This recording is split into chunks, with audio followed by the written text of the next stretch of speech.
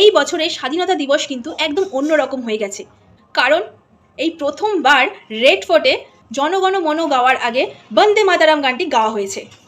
কিন্তু বিষয়টা হলো, এই রেড ফোর্টে এতদিন বন্দে মাতারাম গানটা কেন গাওয়া হয়নি? এই বন্দে মাতারাম গানটার শুধু প্রথম দুটো স্তবকে গাওয়া হতো, পরের স্তবকগুলো গাওয়া হতো না। কারণ বঙ্কিমচন্দ্র চট্টোপাধ্যায়ের লেখা এই বন্দে মাতারাম গানটা স্বাধীনতা আন্দোলনের সময় দেশাত্মবোধক গান হিসাবে এটা অনেক জনপ্রিয়তা পায়। কিন্তু পরবর্তীকালে এই গানটার দ্বিতীয় স্তবকে হিন্দুদের দেবী দুর্গা মাতার নাম উল্লেখ থাকায় কিছু মুসলিম ও মুসলিম নেতারা আপত্তি জানিয়েছিল। এই জন্য পরবর্তীকালে কংগ্রেসের জাতীয় সমাবেশে এই বন্দে মাতারাম গানের এই প্রথম দুটো লাইন ব্যবহার করার সিদ্ধান্ত নেওয়া হয়।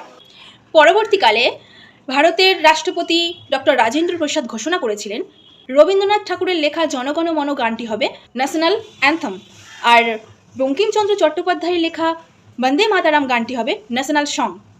জনগণ মন স্বাধীনতা সংগ্রামের একটা বড় ভূমিকা পালন করে, তাই এই জনগণ মনর সাথে বন্দে মাতারামও কিন্তু একইভাবে সম্মান পাবে।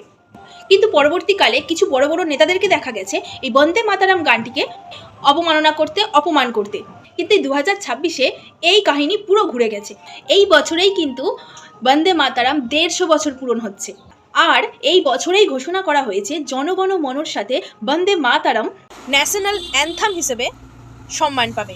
মানে হলো জনগণ মন আর বন্দে মাতারাম এই দুটো গানে কিন্তু ন্যাশনাল অ্যান্থাম হিসেবে সম্মানিত হবে। এটা আমাদের প্রতিটা ভারতীয়দের গর্ব।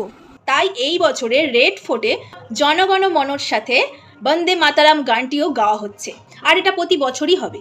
এই বন্দে মাতারাম গানটা জাতি ধর্ম নির্বিশেষে সবার জন্য, এটা কোনো দেব দেবী কিছুর সাথে তুলনা আপনারা করবেন না। বন্দে মাতারাম। জয় হিন্দ।